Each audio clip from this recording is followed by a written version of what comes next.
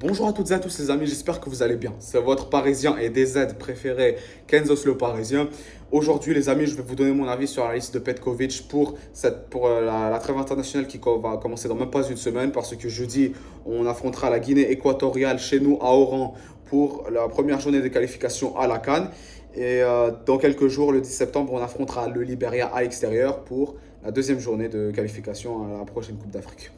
Donc, c'est parti. Je vais vous donner la liste de Petkovic. Donc, gardien de but, Mandalaya Gendouz Okidja. Défenseur, Ait Nouri, Khasef, Hadjan, Madani, Tougaï, Nsebaini Bellaïd, Mandi, Attal, Farsi. Milieu de terrain, Ben Nasser, Zarrouqi, Boudaoui, Zorgan. Attaquant, Awar, Sayoud, Amoura, Mahrez, Hadj Moussa, Benzia, Gouiri et Bounedjah.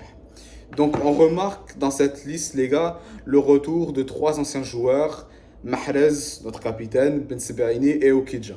Ce qui prouve que Petkovic rappelle petit à petit les anciens joueurs qui ont fait partie de l'équipe type de Belmadi lors des trêves. Il n'y a pas que ces joueurs que je viens de vous citer, il y a aussi Ait Nouri, Ben Nasser, Zarrouqi, Amoura, Awar, Bounedjah. Donc, j'ai failli oublier Mandi ou encore Attal. Donc, voilà les gars. Et la question que pas mal de les gens se posent à travers cette liste est la suivante. Est-ce que Petkovic est en train de faire une erreur en rappelant les anciens joueurs qui ont remporté la CAN il y a 5 ans? Euh, donc, pour le moment, on ne sait pas. On ne peut pas encore répondre à cette question. On espère évidemment que non.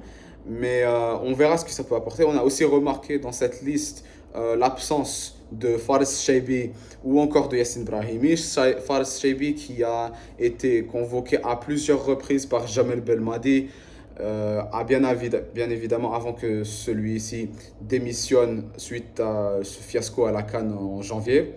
Mais là, cette fois-ci, c'est la deuxième fois d'affilée que le milieu de Francfort n'est pas n'a pas été convoqué par Petkovic parce que on le rappelle, il n'a pas aussi été appelé lors des matchs de qualification à la Coupe du Monde au mois de juin.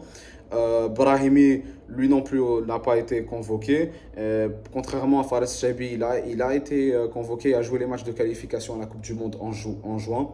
Bon, plus précisément celui contre la Guinée, mais pas contre l'Ouganda où on a remporté 2-1, si vous vous rappelez. Pourquoi? Ben, on ne le sait pas, mais c'est sûr que Petkovic a ses raisons.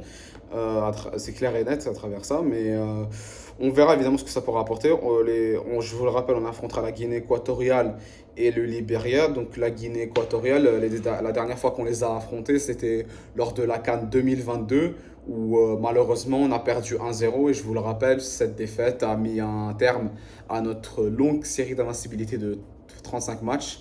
Malheureusement, on espère que jeudi ça va se passer autrement et qu'on gagnera ce match.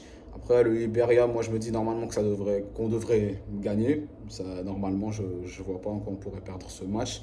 Mais après, on ne sait pas ce qui peut se passer avec cette équipe nationale.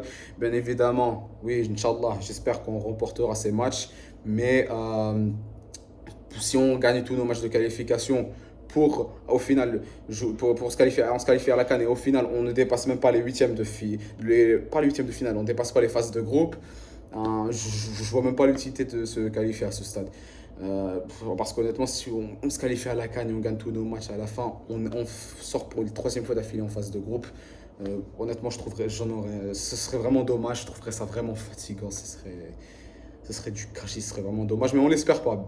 On l'espère pas, bien évidemment, Baïtchar. Et oui, donc aussi, au retour à la liste, les gars, on a remarqué que Petkovic a appelé de nouveaux joueurs, comme par exemple Amir Sarioud, qui, on le rappelle, Amir Sarioud, c'était le joueur qui a marqué ce très beau but contre la Tunisie en finale de Coupe arabe, il y a peut-être 2 3 années auparavant. Il y a aussi la première convocation de Naufel Khasef, joueur de la CRB, ce qui prouve que Petkovic regarde aussi le championnat algérien et essaye de convoquer non seulement les joueurs algériens qui jouent en Europe, mais aussi ceux qui jouent au championnat d'Algérie ou ailleurs, ce qui est une bonne chose, bien évidemment.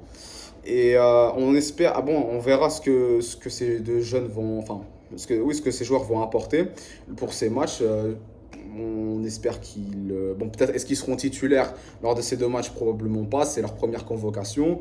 Mais on verra ce que ces joueurs pourront apporter. J'espère, Inch'Allah, bien évidemment, on remportera ces matchs contre la Guinée équatoriale, le Libéria et le reste de nos matchs. Après au mois de mars, on devra de nouveau se concentrer aux qualifications à la Coupe du Monde parce qu'on est, on est déjà premier du groupe après avoir battu l'Ouganda au mois de juin.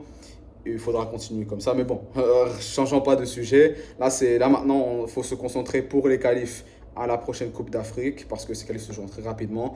On a déjà les 2 premiers matchs de qualification dans quelques jours. En octobre, on aura encore 2 matchs et en novembre, encore 2 matchs. Et on espère évidemment qu'on se qualifiera, qu'on finira premier de notre groupe et qu'on ira le plus loin possible lors de cette prochaine Coupe d'Afrique. Ça, c'est évidemment si on se qualifie, Inch'Allah.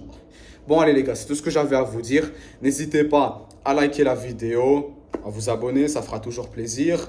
Partagez avec moi votre avis dans les commentaires. Et je vais bientôt vous retrouver pour de nouvelles vidéos. Et bien évidemment, 1, 2, 3, vive l'Algérie. Bonne journée les gars.